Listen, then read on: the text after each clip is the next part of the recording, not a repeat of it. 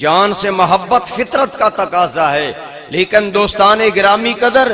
محبت رسول کے سامنے فطرت کا تقاضا بھول جانے سے ایمان کا عمل ہوتا ہے۔ اس لیے جان دینے والا رب ذوالجلال فرماتا ہے اگر تو مومن بننا چاہتا ہے، اگر تو سچا ایماندار بننا چاہتا ہے تو تمہیں اپنی جان سے بھی بڑھ کر پیار میرے محبوب سے کرنا ہوگا۔ النبی اولا بالمؤمنین من انفسہم، نبی کریم کی ذات ایمان والوں کے نزدیک اپنی جانوں سے بھی زیادہ مقدم ہے، زیادہ آگے ہے، وہ زیادہ پریفرنس رکھتی ہے۔ حضور کی ذات جانوں سے زیادہ ترجیح رکھتی ہے کہ بندہ حضور کی ذات کو مقدم کرے، اور نبی محترم صلی اللہ تعالی علیہ وسلم کی ذات کو جان سے بھی پہلے جانے۔ دوستان ذی وقار، یہ قرآن کا ارشاد ہے۔ قرآن کریم میں اللہ کریم نے یہ حقیقت بیان فرما دی کہ نبی پاک کی ذات ایمان والوں کے نزدیک جان سے زیادہ محبوب ہے۔ صحابہ کرام پر کروڑوں سلام ہوں جنہوں نے اس قرآنی ارشاد کو پریکٹیکل لائف میں ہمارے سامنے پیش کر دیا۔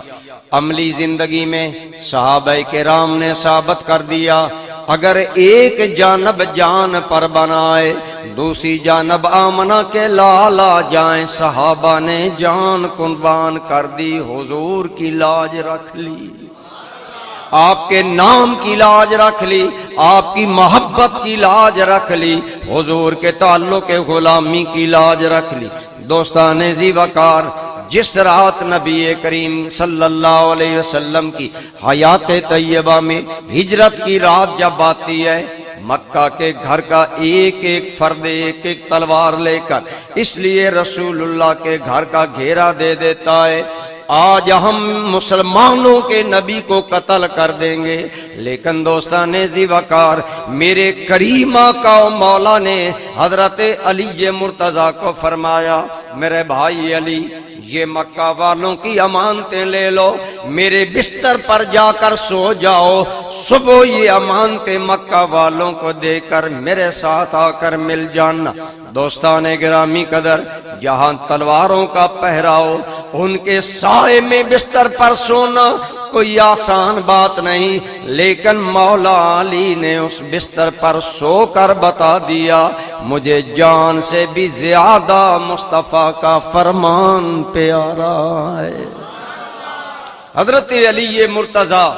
حضور کے بستر پر سو رہی ہے، اور دوستان ذی وقار، اس دن حضور کے بستر پر سونا موت کو دعوت دینا تھا، تلواروں کے سائے میں سونا یقینی موت کو دعوت دینا تھا، لیکن حضرت علی نے جان کی پرواہ نہیں کی، اپنے آقا کے ارشاد کی پرواہ کی، گویا بتا دیا علی کو جان عزیز ہے لیکن جان سے بھی عزیز آمنہ کا لال ہے۔ حضور کا ارشاد ہے، نبی محترم صلی اللہ علیہ وسلم کی محبت، آپ کا پیار ہے۔